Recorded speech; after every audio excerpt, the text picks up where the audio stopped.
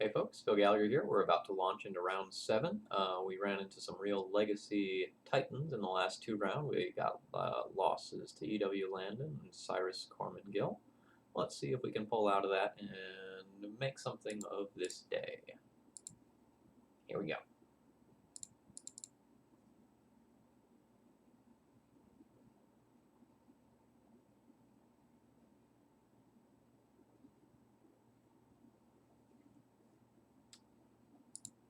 I would like to play first.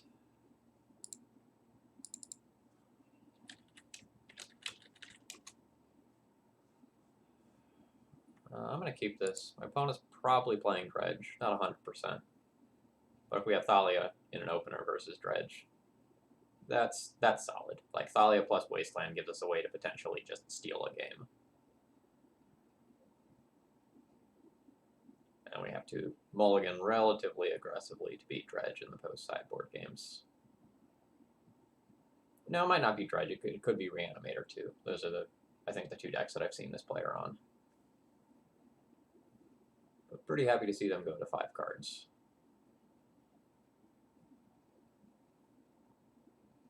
There's at least hope of, like, some of my turn 2 stuff actually mattering here.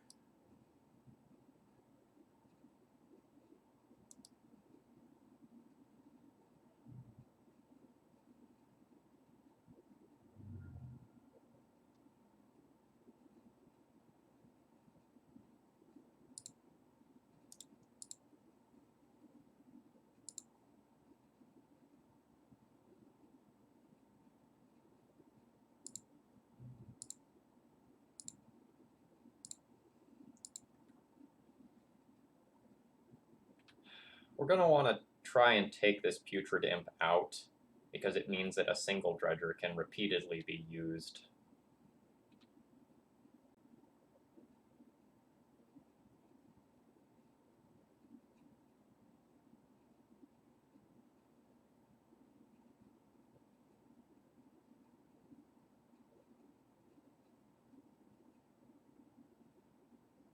Just can't block, is that right?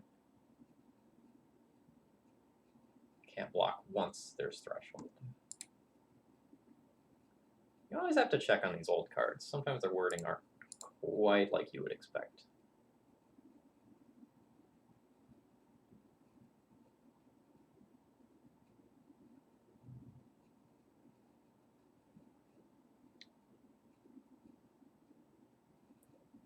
That's 6 cards in graveyard.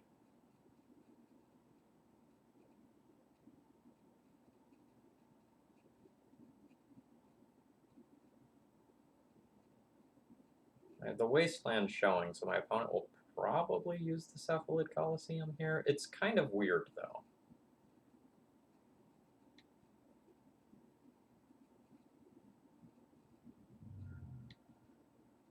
Because if they use this and then I Wasteland them off of the Mana Confluence, they can't actually use the LED to flashback a looting.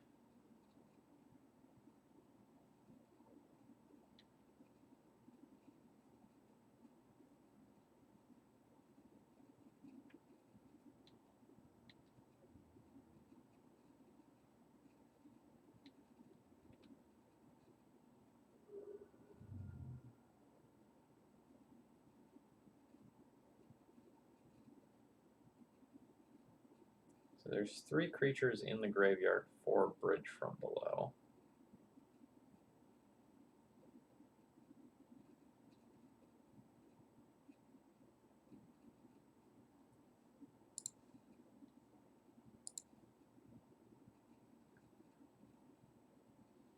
So this is actually pretty interesting.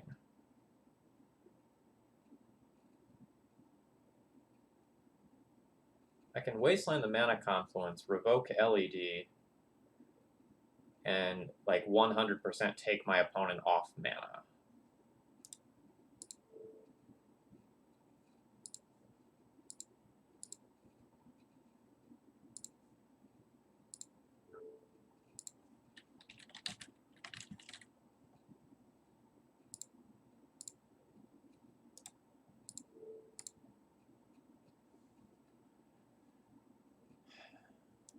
And then I don't actually want to attack with the Thalia because blocking with the Narc Amoeba would then turn that into 3/3 zombies.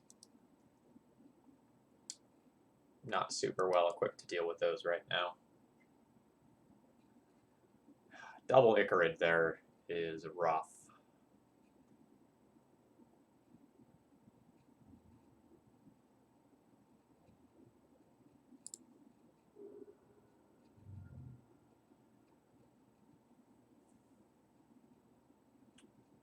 Probably do need to put the Stoneforge in to potentially get Batterskull. I can blink my Germ one way or another to get rid of the Bridge from Below's. So I don't think I can tick this up to Flicker Wisp. Well, I could tick it up to Flicker Wisp. And then I can, like, in combat, Flicker Wisp out a Putrid Imp. Block something, get rid of 3 bridges, giving them 3 zombies, and then try to stabilize the board from there. If I hit a land, it's much better to tick this up. Alright, rewarded for that line.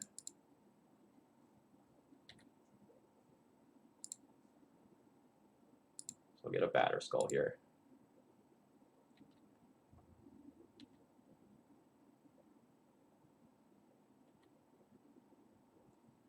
I'm going to take a lot of damage, which hopefully I can sponge off with Batterskull and Flicker Wisp.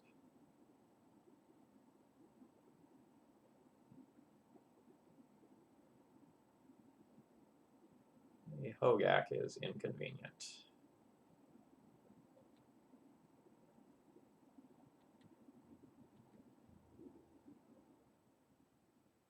Oh geez, my opponent played around Flicker Wisp. That is quite bad for me.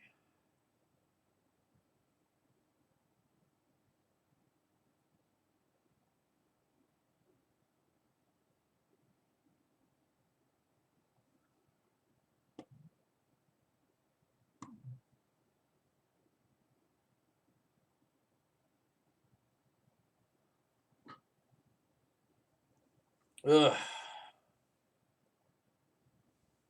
I needed them to make that attack. I can now blink out an Icarid to prevent them from getting 3 zombies for half a turn cycle.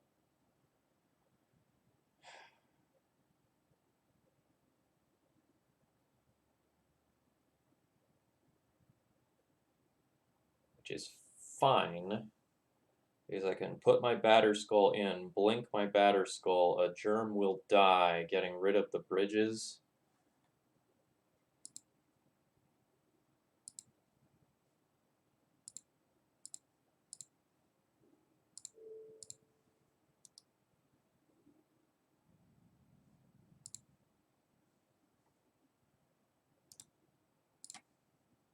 I haven't done math to see if I'm actually alive yet. That helps a lot.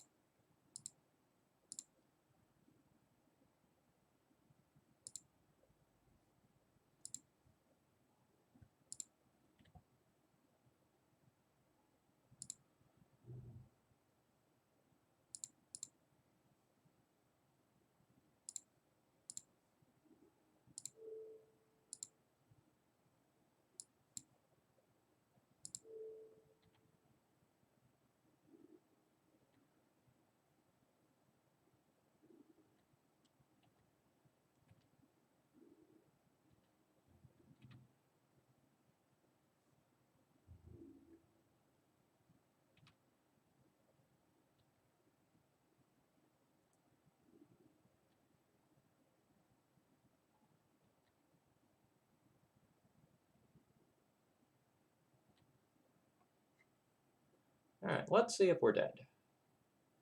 We bounce the Hogak.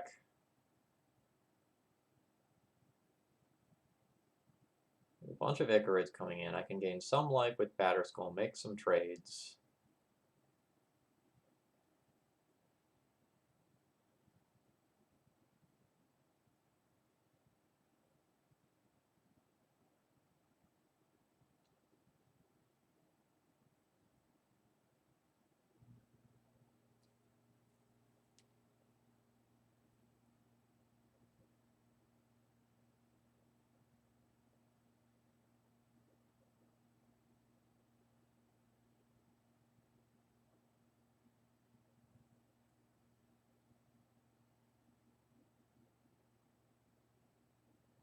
opponent says, that's annoying. I thought I'd managed to play around the Flicker Wisp there. Flicker Wisp OP as hell.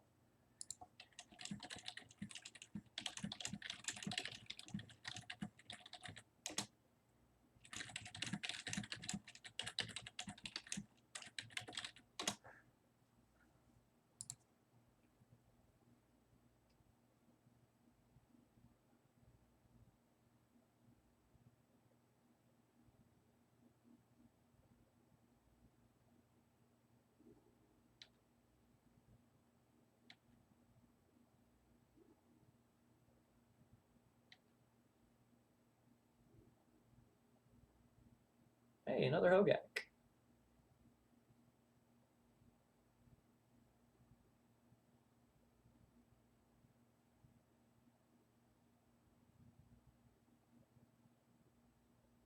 So I can block an Icarid,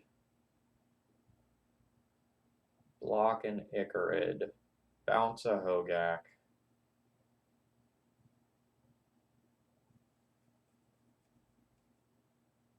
Zombies are 2, 4, 6, 8. That's flying.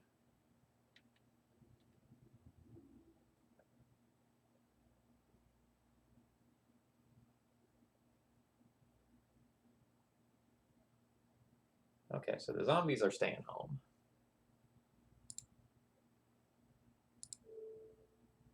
We'll go ahead and bounce the Hogak, and then go to blocks and figure this out. So that'll go there. That'll go there. As it stands now, this is 3, 4, 5, 6, 7.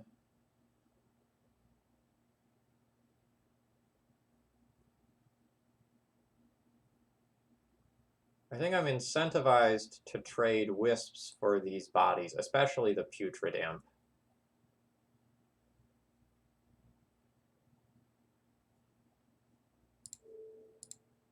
I don't want my opponent to keep dredging the troll. So I'll only take 4 doing this, which means I effectively take 0. I think I am okay with that.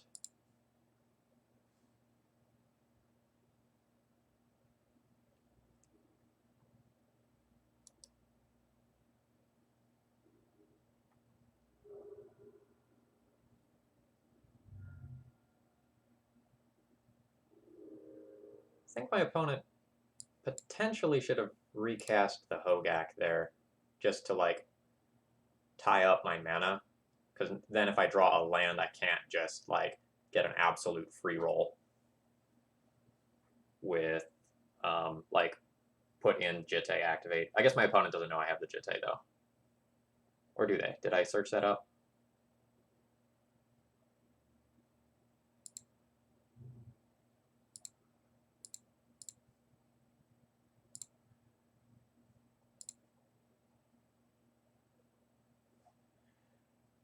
All right. Wow, we got this game 1 versus Dredge. That's huge. Huge, huge, huge. All right. Surgical is great. Path and Rest in Peace are good.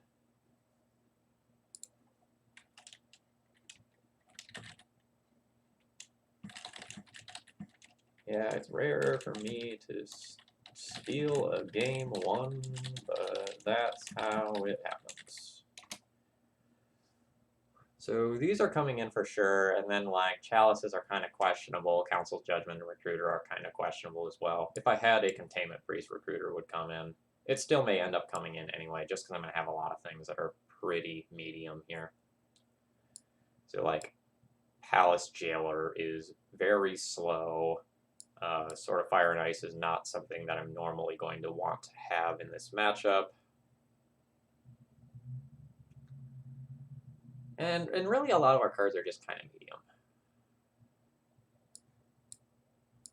The Recruiters may just be too slow. If I had a piece of Graveyard Hate for them to find, I think they would be actively good.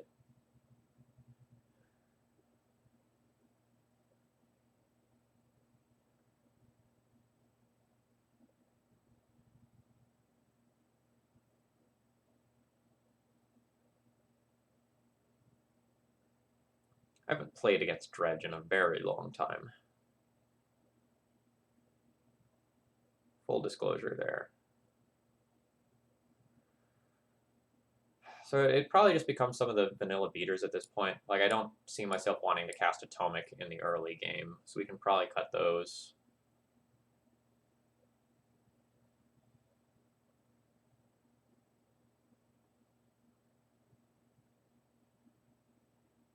Sanctum Prelate's also a touch awkward in that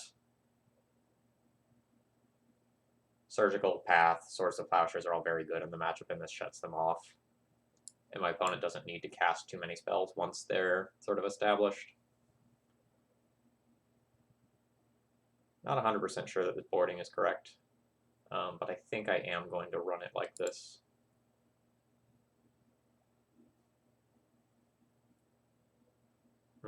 Keep or mulligan?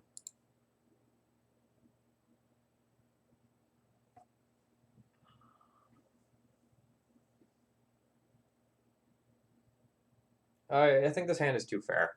I'm gonna ship this one. This hand is great.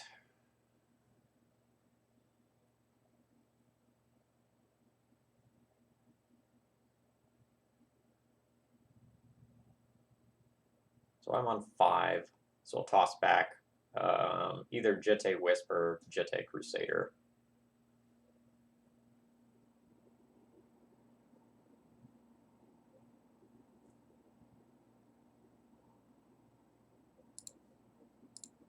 I think I'm going to toss back the Wisp.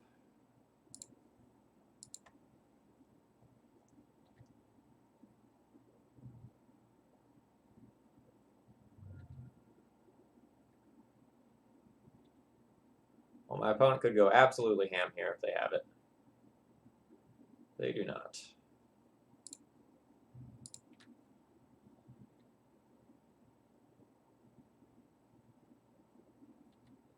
Alright, there's a troll. We'll see how bad this is. Oh, it's bad. Oh, it's bad.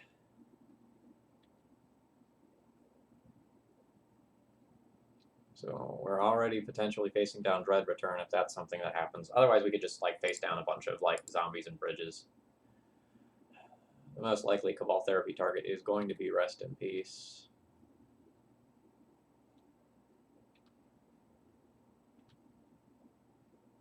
So if they hit on that, I don't know if I win. Yep.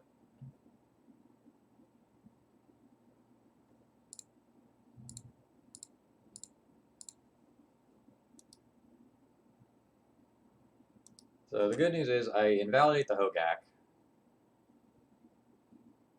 The other good news is that my opponent doesn't have a bridge yet. So like there are things going for me here.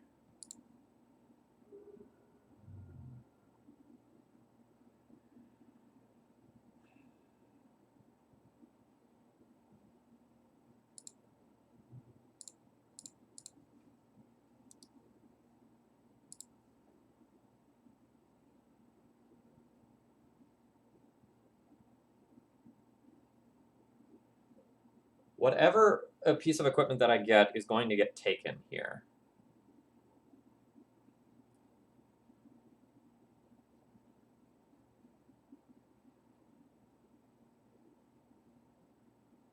I'm going to get Jete and let that get taken. It's obviously a very good card right now, but I kind of have to bank on my opponent not hitting a bridge so that I have the opportunity to actually like do something with the cards that I have.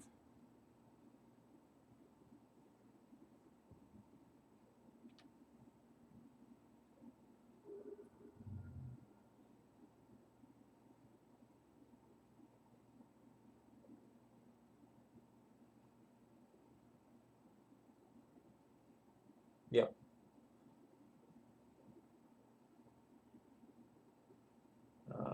Am I willing to path to exile Putrid Imp? Not really. I'd much rather get an Icarid when things get a little bit worse. Because my opponent... Does my opponent have multiple good dredgers? They do. Yeah, I'd rather get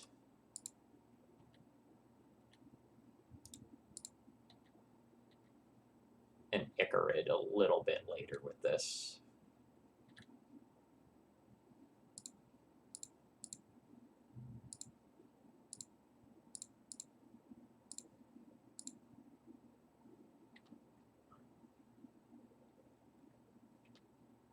Gotten very, very lucky with the dredges from my opponents here.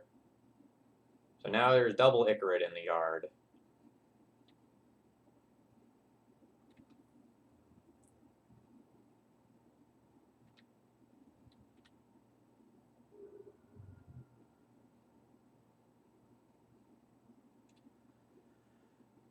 So I can hit for 7, port my opponent's land,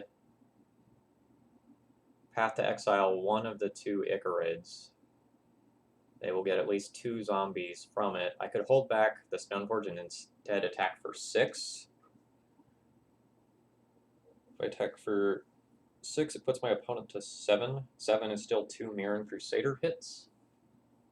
So it's probably better to hold back. Oh no, I can't port as well. I have my own Thalia in play to think about. But it will still probably be correct to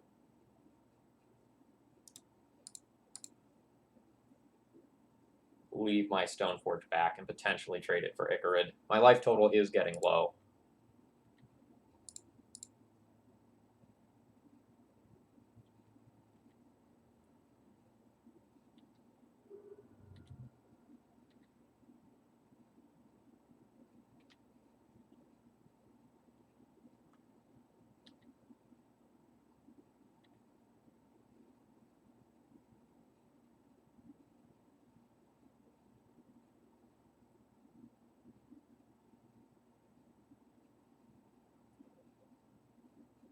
My opponent flips Dread Return, and if they're even playing that card, I need to do something in the draw step.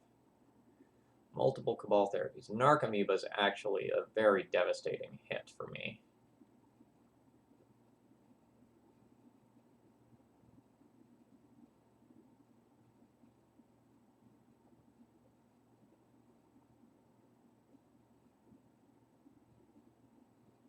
Yep.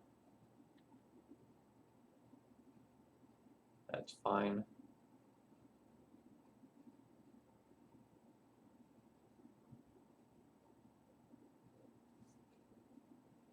This is cute. This is super cute. So it's cast a second Hogak to try and get rid of the first, which will make 2 zombies. Very interesting.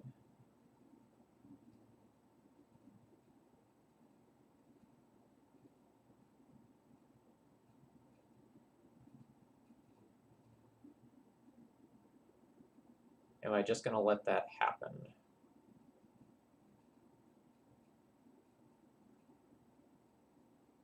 I think my opponent thinks that I have Batterskull.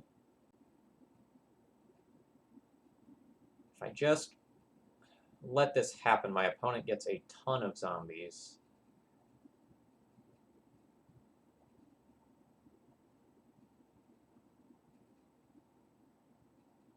So I think I need to bounce the Hogak and then try to path the Narcomoeba and then survive the zombie horde that's coming. But first, I'm going to tap that and see if they're willing to pay life for mana. They are not.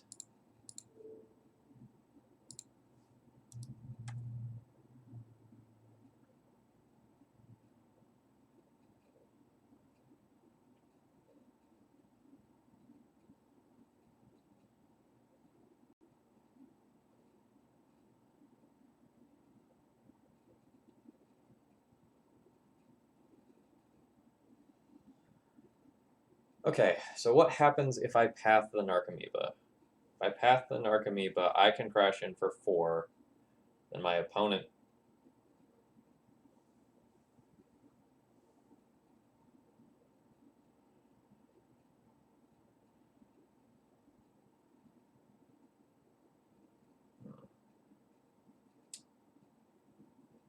My opponent will just kill me on the backswing if I path this Narcomoeba. So I think I just need to not attack, port this down, keep them in fear of my batter skull, and see if we can survive this turn.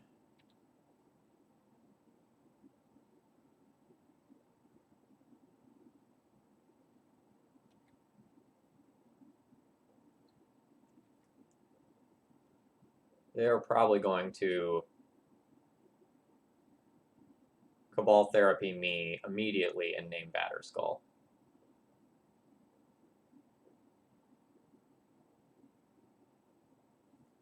I know they can't.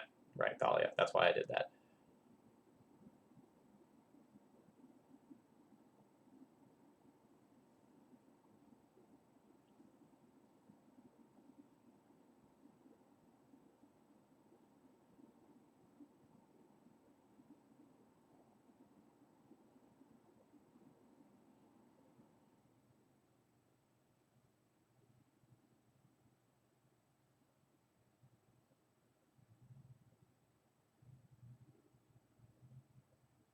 Okay. Am I dead if I let this resolve?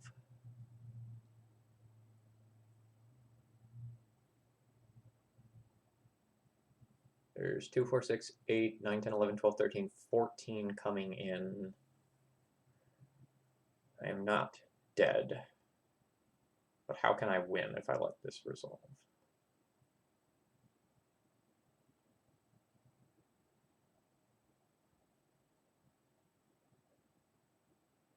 I don't have Sword of Fire and Ice to draw into. I don't have Jete to draw into.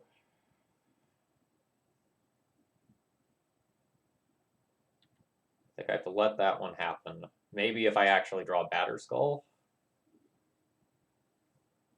something can occur. But I think my opponent has just gone too wide for me to actually win.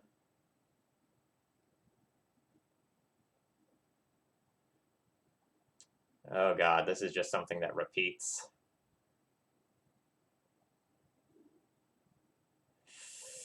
Ugh.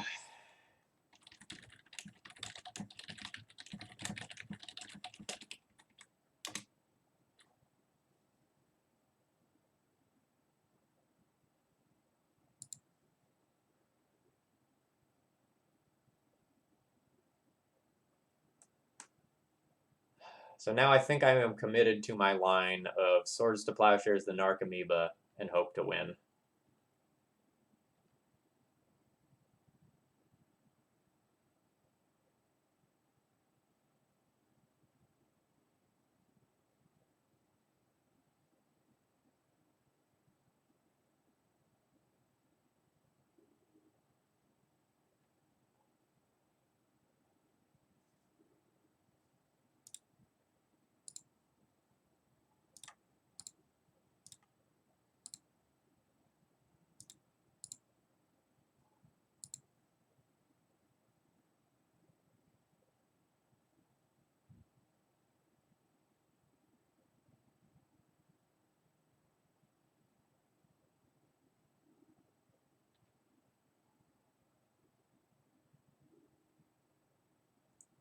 Well, this is neat. I haven't seen this happen before.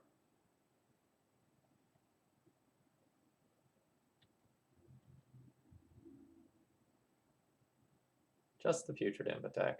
That's fine.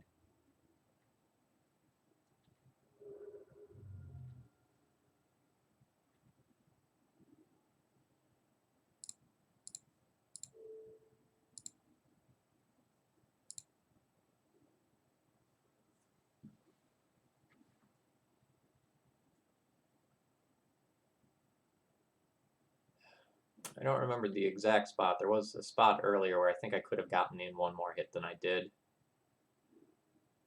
Flicker Wisp, not going to do it. We can make the attack in and just confirm that my opponent knows to block cards so that they do not die.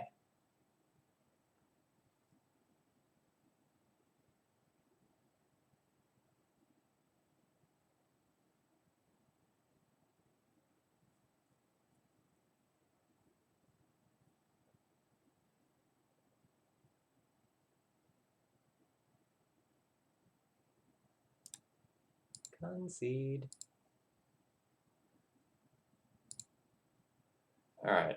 On the play, I can consider Chalice of the Void because on the play it does shut off Lion's Eye Diamond, which is relevant.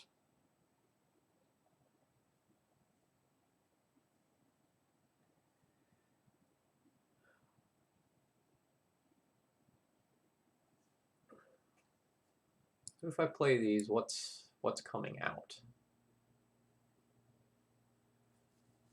I guess my Vials are somewhat medium in this matchup. I guess my Wisps and Crusaders are also kind of medium. Sarah Avenger's kind of fine as well. I do need to keep a critical mass of bodies to kill my opponent.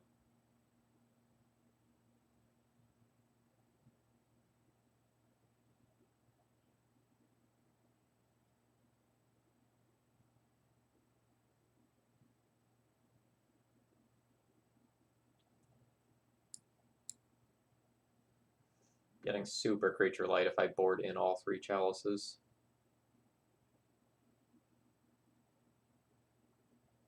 Does that mean that this is correct? Just junk some number of these.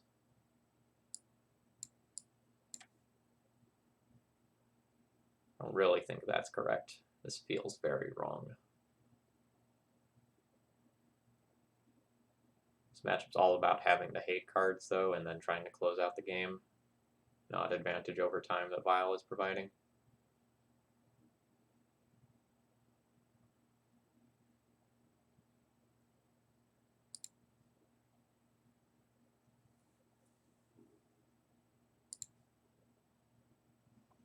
That's a mulligan. That's a mulligan.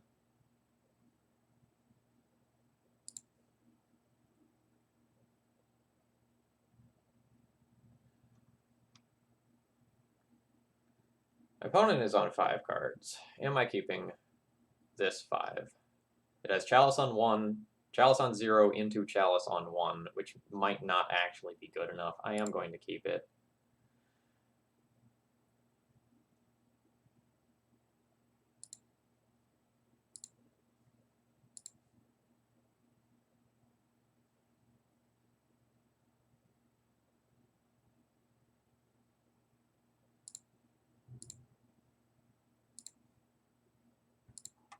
Alright, let's see if we can steal this one. If my opponent leads on Putrid Imp yet again, I think I am in trouble.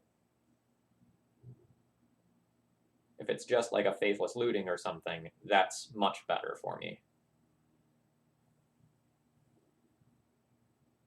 That's a great sign.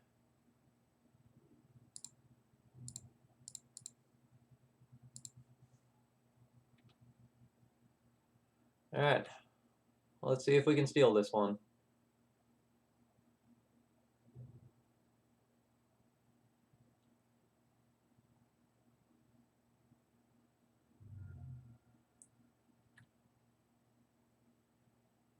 So my opponent is doing a very honest breakthrough,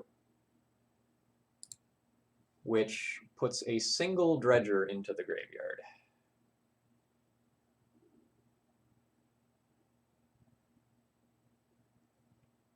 The next turn is big here for them. The next turn is like, basically, can they provide enough advantage to stop what I'm doing?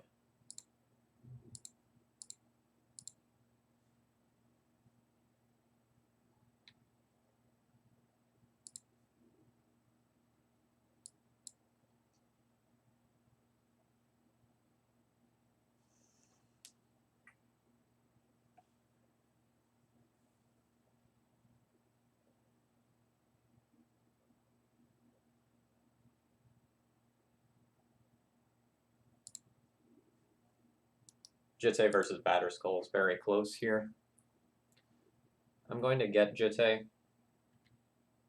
because it destroying one of my own creatures to get rid of some bridges might be the deal breaker here.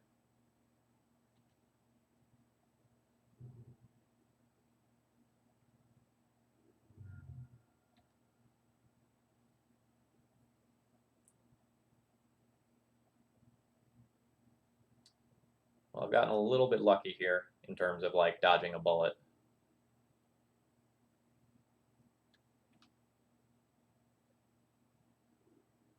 Wow. Wow, wow, wow, wow, wow.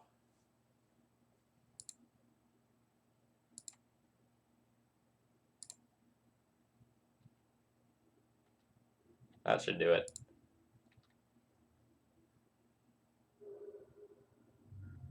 Unless my opponent plays something like Serenity.